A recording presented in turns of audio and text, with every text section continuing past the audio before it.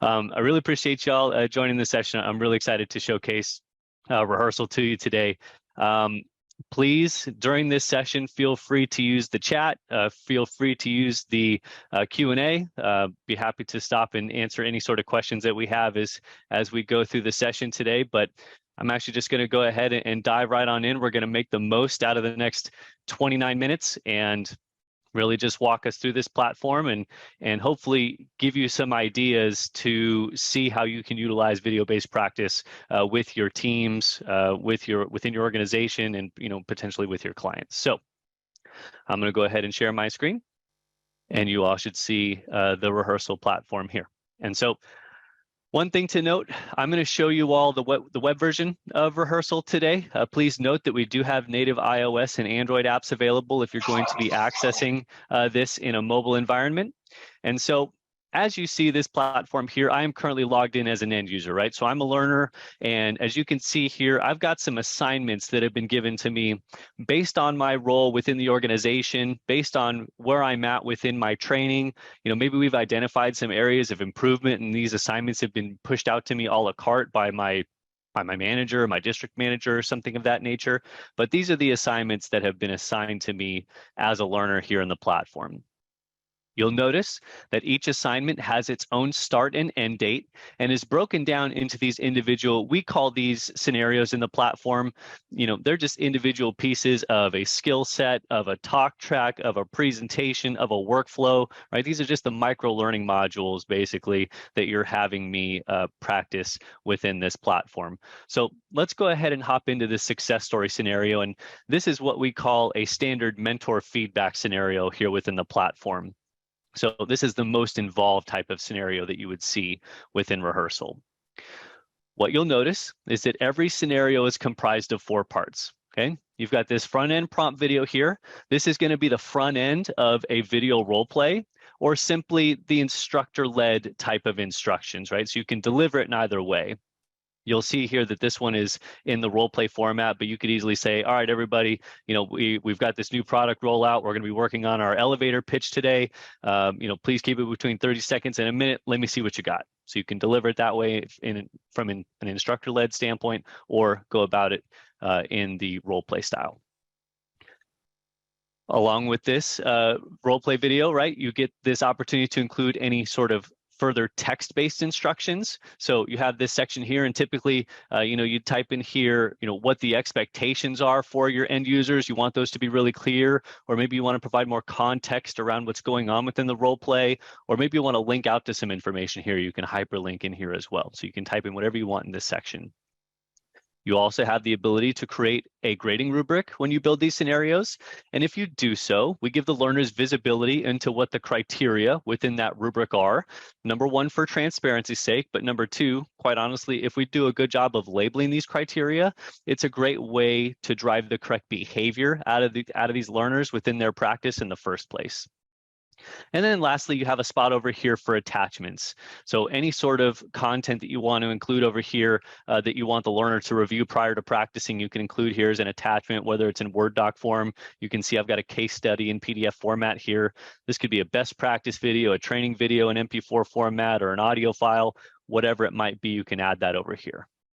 So all this information customizable to every scenario you build within the platform and is meant for the learner to review prior to practicing. Okay. So when I'm ready, as the learner, I'll go ahead, I'll play this prompt video and prepare to practice. Wow, sounds like you guys have some pretty cool stuff going on. But I always like to do my due diligence. So can you tell me about some success stories that some of your clients have had? Okay, so obviously for our session today, wanted to make this, really generic. So I now know that I'm talking to a prospect. He wants to hear about some success stories. I think that guy, I think his name is Daniel. Like, he even looks generic. Like, you probably see him walking down the street at some point in time. So from here, really clean user experience. I've got 2 options. I can either record if I'm actively practicing this within the platform, or I can upload if for whatever reason, right? Let's say we did take a video on Teams and we recorded it, or on Zoom and we record, right? We could take that recording and come in and upload that as our response as well. However, I'm actively practicing this, so I'll go ahead, I'll click the record button. When I do so, the platform will access the camera and the microphone. Now you see me picture in picture here. I click this start recording button. I get a 3, 2, 1 countdown. And now I'm on the stage. Now I get the opportunity to go ahead and practice telling that success story. Or, maybe this is a pharma use case and I'm practicing overcoming objections in front of a doctor. Or maybe it's a call center type situation. I'm dealing with a difficult customer who has called in with a problem. Or maybe I'm a first-time manager and I'm learning how to have difficult conversations with my employees, right? So the scenarios within this are absolutely endless. I can certainly talk for as long as I want. And when I'm done, I'll click that stop recording button. And the first thing that happens is that this video automatically plays back. So I have to see myself, I have to hear myself, and I have to decide whether or not I did any good on this take. And now I'm on the stage. Now I get the opportunity to go ahead and practice telling that success story. Okay. Oh, good pause by me there with the eyes half closed. That's a good one. All right. Either way, I can watch this video all the way back through. And then again, really clean user experience here, like red button bad, green button good type situation. I can either discard this recording and practice again, or I can submit it for coaching and review by my mentor on the back end within this platform. Now, what we've found at Rehearsal is that learners are by far their own harshest critics, right? So historically, we see that learners click this discard recording button 5.6 times on average before ever submitting a video, before ever getting any sort of feedback or any sort of coaching. So they're really starting to build this confidence, competence, experience, right? That they're starting to get comfortable with these situations in a practice environment to where the feedback that they get then can be really detail oriented so we can actually look to improve and upskill right within this practice. And this is giving people the opportunity to practice, right? I'm going to keep it kind of with the idea of the sales role here, right? We don't want our salespeople to be practicing on prospects or potentially revenue driving situations. We want them to practice here, where they get this level of comfortability and confidence before they get into that in front of that prospect or on that call to close that deal, right? Okay.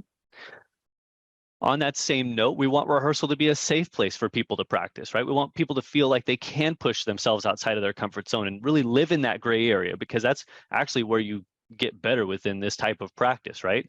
So if I did discard that recording, that video goes away. Nobody ever sees it. Nobody's going to see my mistakes or how I screw up or anything like that, right? If we think about traditional role play, regional sales meeting, national sales meeting, or some sort of in-person meeting, breakout room with some peers, with a manager that's not my own, and I'm just up in front of everybody and I'm just talking just to get through it, not really trying to get any better at it. I'm probably sweating through my shirt a little too much, right? So we want give these people a safe place and environment to practice, okay? So again, if I discard that recording, goes away, nobody ever sees it. On that same line, right, if we talk about people take 5.6 takes, if I try 5 times, but that second one, that was my best one, well, that video is gone. We got to keep going through this until we absolutely nail it and submit it in the platform. Okay. We'll say for the sake of our time today, though, that this video was good. So I'm actually going to go ahead and submit the recording. I get a prompt that says, hey, are you sure you want to do that? Which I do. I click OK. That's going to do 3 things. That's going to start the upload of that video, which is going to append itself here to this scenario in the platform, kicking off what we like to call the conversation thread. The second thing it's going to do is it's going to start to transcribe that video. Every learner video that gets submitted in the platform is getting automatically transcribed so we can identify trends in messaging, filler words, keywords, things of that nature. And then the third thing it's going to do is it's going to send a notification out to whoever's been assigned to me as my mentor, letting them know that I've submitted a video and they need to go in and provide some feedback. And as a matter of fact, I'm my own mentor here on this scenario. So I already got the email notification that came across, and I've also got the mobile app on my phone. So I got the push notification, not to mention you all get to see my dog, which is a win for you. It's win-win-win, right? Everybody wins in that situation. Okay. I'll take a quick pause. I'm going to check the chat. Please, again, if you have any questions, please throw them in the chat. Let's see if we've got anything in here. Poor Daniel just says, Daniel's one of my best ongoing jokes, right? I'm on tour with that one. Jess asked if the transcripts are transportable, and the answer to that is yes. Yes, the transcripts are available in the reporting and exportable to where you can share those if you want to, create scripts out of them and share them out to your teams. Absolutely, you can do that. Tammy asked, does it allow for a continuous conversation? So Rehearsal is an asynchronous platform. And so there's a way that we can provide feedback, and I can show this to you and we'll talk about this, to where we can provide feedback on this learner's video, but then we can also prompt the learner to try again, in which case we can provide the video that can be the next installment or the reaction to this learner's video by, the prospect type situation. I'll talk that through.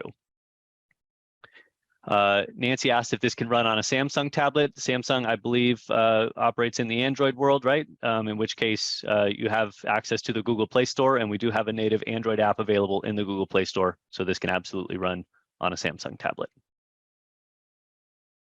Great questions. Yes, also on an Android phone. And yes, it does, Angelica, support multiple language. And I'll get into that as well. We can touch on that as we look to wrap up here. Try to keep it in the flow, but thank you. That's a good question. All right, please keep those questions coming. I really appreciate it. We'll keep the workflow going here, okay? So let's go ahead and hop over to the mentor side of this platform. For me, it's an admin side, of course, because I'm an admin here in my platform, but let's talk about providing feedback and driving the coaching on this particular skill set, okay? So again, of course, I'm an admin here in my platform, so I see content creation and user management and all that sort of stuff. If I'm just somebody's, regional manager, direct manager, their mentor, right? And I just have mentor rights in here, I'm only seeing this review tab, okay? So I can't come in here and go foul up our content or go get lost. Here on the review tab, I've got a queue of all these different scenarios I've been assigned to down here. Whoops. All right, as you can see here, but here's that scenario that was just submitted. So I can certainly click into this scenario, and as the mentor, I get to see all of the original scenario information, so I can review any of this if I need to. We're obviously going to be pushing out multiple scenarios, I would imagine, so I might need to review this as the mentor. As I scroll on down, every video you'll see here is color coded, so every learner video that gets submitted is going to be wrapped in green here. So there's that learner's response. I, as the mentor, also have the ability to view that transcript, so this will help me streamline my coaching, streamline my feedback, and cut down time in platform for me. I can certainly watch this video and start to build my feedback. And now I'm on the stage. Now I get the opportunity to go ahead and practice. Okay, good pause this time, kept my eyes open, so that's good. Then we've got a multitude of ways that we can provide feedback, and we've actually built this in a way that either supports multiple mentor feedback or to the question that was in the chat, and forgive me, I forget who asked it, but if we want to drive a continuous conversation on this one particular topic, okay? So the first way to leave feedback is to leave a comment. Cool thing about being able to leave a comment is not only can the feedback be video and or text-based, but we can associate that comment with a specific time within that learner's video. So you'll notice, right, I pause it at 4 seconds. This brings it to 4 seconds. I can move this around if I want to, okay? So on a 42-second video, time-based feedback's probably not going to be all that relevant, but if you've got somebody who's practicing a presentation or just some sort of longer video here, and you want to leave feedback at 42 seconds and 1:29 and 2:33, you can do that, okay? So one thing to note about the comments is that it doesn't move the workflow along at all, right? The learner can see this feedback, watch this feedback, read this feedback, but it's not prompting them to do anything, okay? So if we were to get rid of that, right, we could either prompt the learner for a new response, and this would be how we provide that next installment of that role play, right? So let's say we left that commentary feedback on that learner's video. They can take that and look to improve on that. But now we're going to go ahead and record a video, in which case we're based on that learner's response, now we're going to throw an objection at them, or we're going to ask a question and have them respond to that, right? So this prompt for a new response would allow the learner to see this video that you leave, and then would ask them to then either record or upload, okay? On the same line, if we're not just looking to continue the role play, we could leave feedback here with this video saying, hey, Micah, that was a good job of telling that success story, but you forgot to talk about the financial benefit and the ROI for the customer. Go back in, integrate that into your story. Let me see what you come up with, right? And we can continue to go back and forth in this manner, however many times we need to, in order to get to a level of comfortability and sufficiency that we're looking for, okay? Again, though, just because we're trying to fit a lot into a short amount of time today, we'll say that video by this learner was good. So now we're going to go ahead and submit for final review. Again, when we do that, we can still leave our text and our video feedback, right? But now here comes the grading rubric that we created when we built this scenario on the back end in the first place. And I can go ahead and provide the grade here for this learner. You have full control over how little or how many grading criteria are here. You can change what they're called and what they're labeled, and you can change this scoring scale to be anything out of up to 100. So make it a 1-point scale, 5-point scale, 37-point scale if you like prime numbers, like do whatever you want. It's your show. Same process here for the mentors when it comes to providing feedback. Mentors need practice too, right? So they click start, they get their 3, 2, 1 countdown. Micah, that was a fantastic job of telling that success story. I really like what you came up with. As a matter of fact, I think a lot of other people from the team can learn from that success story. So I just wanted to let you know we're going to be promoting that video to the leaderboard. Congratulations. Micah, that was a fantastic job. It's my positive self-speak for the day. Again, mentors can discard and submit if they need to. Again, we'll go ahead and submit that video. Mentors always have to finish with this publish button simply because we're launching multiple actions here, right? So we go ahead, we click publish, and that'll send the volley back over the net per se, right? So now if we scroll back to the top here, right, we see that this is closed. We can see the conversation status is now closed, and we can see the score that we've given our learner here, right? And then I just mentioned that Rehearsal has a leaderboard, and our leaderboard is simply meant to be a repository of best practices. So if we've got people who are just killing it in these situations, right? They've got great communication skills or awesome business acumen, or they're some of our, top sales performers or some of our best managers, right? What are they doing in these situations that we can go ahead and highlight and make visible for other learners in the platform so that they can hopefully go in and see some of these videos and impart some of what they see into their own practice, right?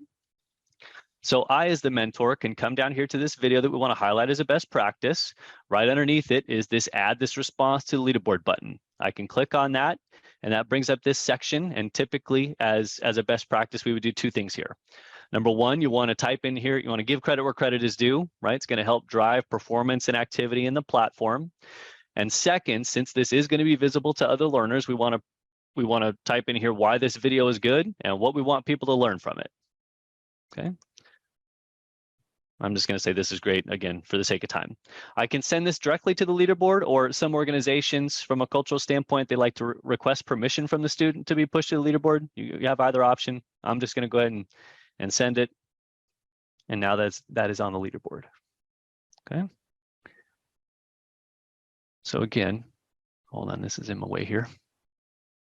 Back over here on the learner side, right? I'm getting all these notifications that are coming across as all these actions are taking place.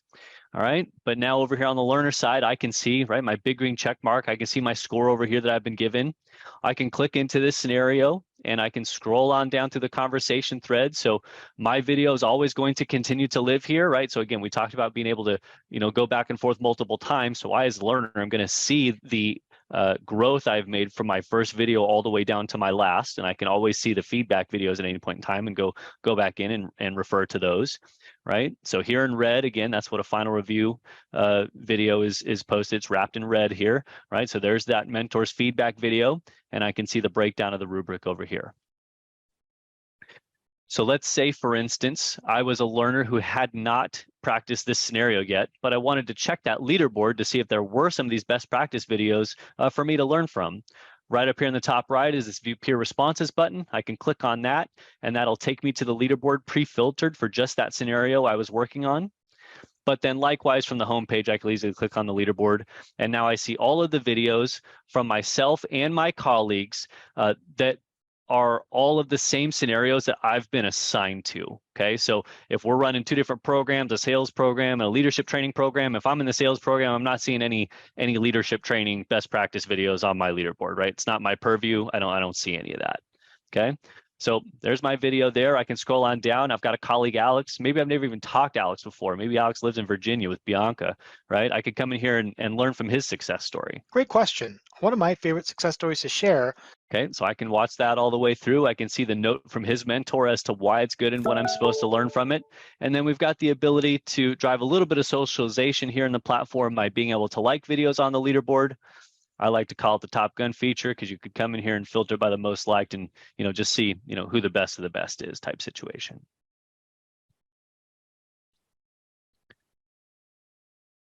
Okay. So again, that's the most involved mentor feedback scenario within Rehearsal, right? That's that learner experience, that feedback coaching experience, and the leaderboard. If anybody has any questions, please go ahead and drop them in the chat, and let's cover a couple of those. Otherwise, I've got one last thing to show us before we wrap up our session today.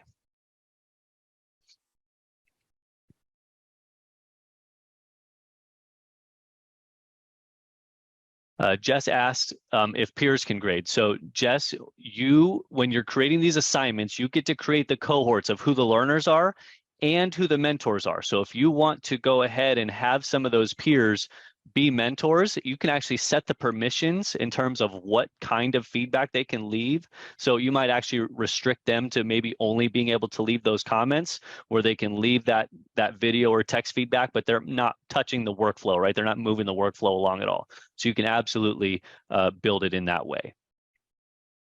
Okay.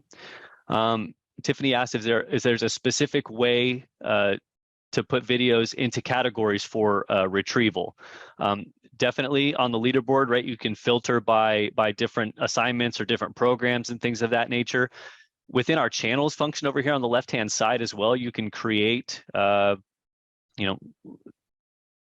you can create just basically groups of videos if you wanted to create a historical log, or just like, hey, here's just a historical log of best practice videos, and break them up by product or by team or by region or whatever you want to do. You can absolutely do that. There's a lot of configuration that you can do with those. So it's a bit of a tough question, but the answer is ultimately yes.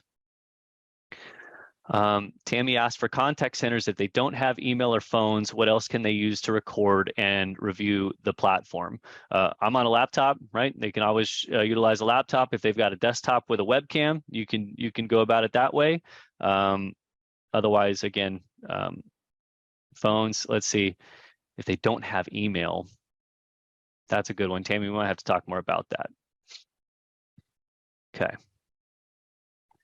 Kaylee also asked, is there any way to have a user record their screen and upload that as a video if we need to see a demonstration of particular skills? The answer to that, Kaylee, is absolutely yes. Let's show that really quickly before I hop into just the AI component of the platform. So within Rehearsal, you've got a couple of different things you can do. You can do what's called a hot seat. In a hot seat scenario, once the learner plays that prompt video, as soon as that prompt video ends, the platform automatically launches the camera and the microphone, automatically starts that 3, 2, 1 countdown, and they get one shot to go ahead and nail whatever it is that you're asking them to do, right? So it's a great way to certify or a great way to test, post-training or something like that. Let's see you actually do it in a one and done situation, okay? So that's hot seat. For audio only, this, again, it might be something great for call centers. It's exactly what it sounds like. When the learner goes to record, it's just going to access the microphone, not access the audio file. So you're role playing like it's a phone type of conversation. Some organizations still want to see the person on video because those nonverbals can say a lot about how you're communicating. It's that kind of smile and dial old adage, but you have the opportunity to do audio only if you want. And then lastly, we do have a screen recorder built into the platform.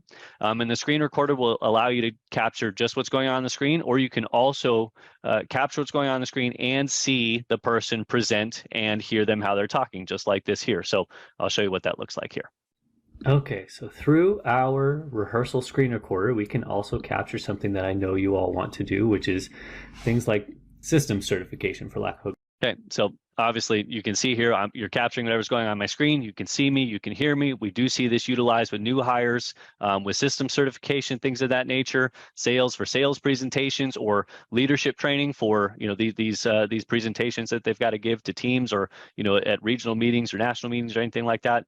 The screen recording is a great way to practice that and get coaching and feedback. Okay. All right. The very last thing I wanted to show everybody, is, well, now we're going to get to it a different way. Hold on, I got it. One of those assignments was locked. I didn't set the time and the date correctly, so it's locked. I can't get to it. So I'm going to take a 3-second placeholder video here so I can get to the next scenario. Placeholder video. Great. Submit. Okay. So our intelligent journey capabilities are all there's they're scaling options, right? They're components to allow us to take the workflow off of the mentor, right?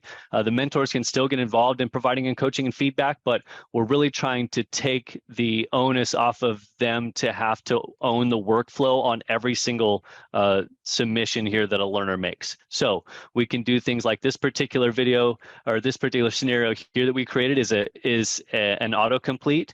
So a learner can come in here, practice as many times as they want.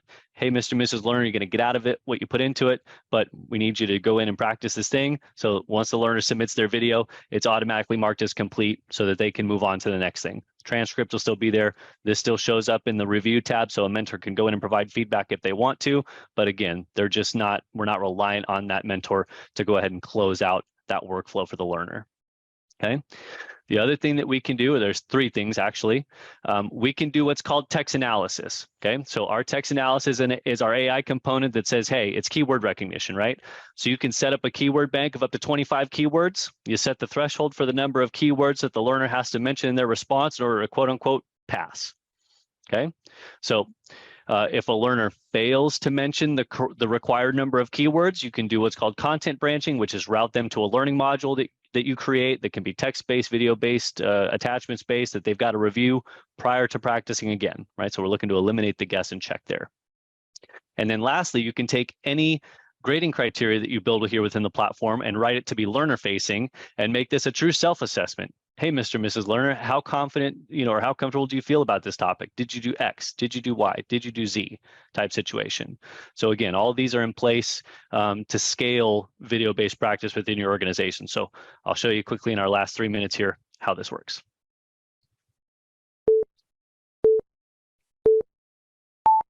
The value of Rehearsal's intelligent journeys is to allow organizations to do video-based practice at scale while creating a time savings for mentors because they're not getting bogged down with having to respond to each and every learner video that's getting submitted to them in the platform. The value of Rehearsal's intelligent. All right, that was my first time ever delivering that. You guys believe that? Nailed it. It's amazing. All right, so while that video is uploading, right? On the back end, not only is it doing the transcription, but it's also checking against the keyword bank that we created. So I happen to know on this particular scenario, we had 6 keywords and I have to mention at least 3 in order to pass. So it's typically a 1-to-1 ratio in terms of how long it takes for the video to upload versus how long the transcription and the AI portion of this takes. Yeah, that's just an FYI. So just while we're waiting for that, if anybody else has any other questions in the chat, feel free to throw them in here. I know we've only got a couple minutes left.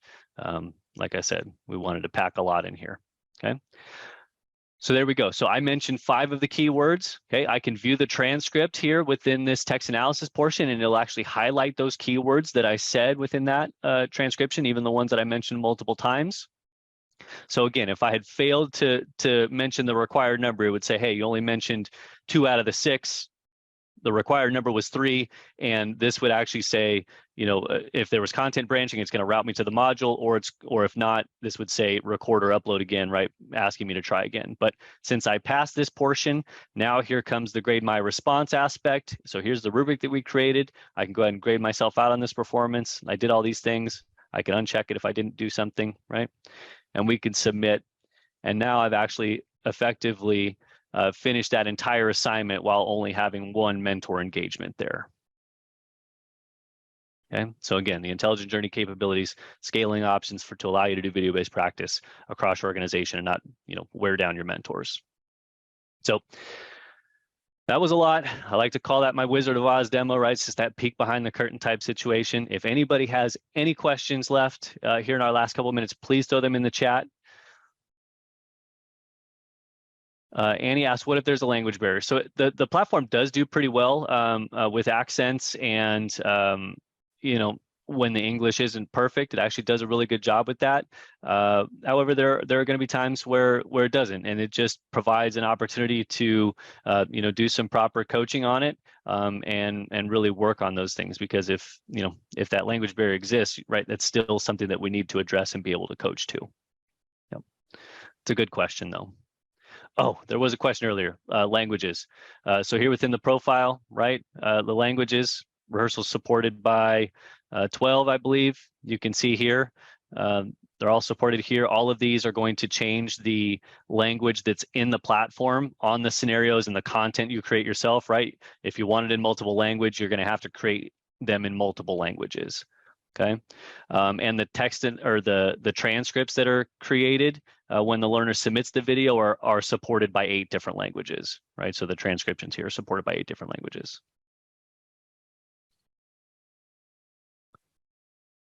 Supported on all versions of Windows. Denise, the answer to that is yes. I mean, we're gonna ask you when you're accessing it in a web environment to access it via Chrome. Google Chrome just works the best, but on all versions of Windows, yeah, as long as Chrome's available.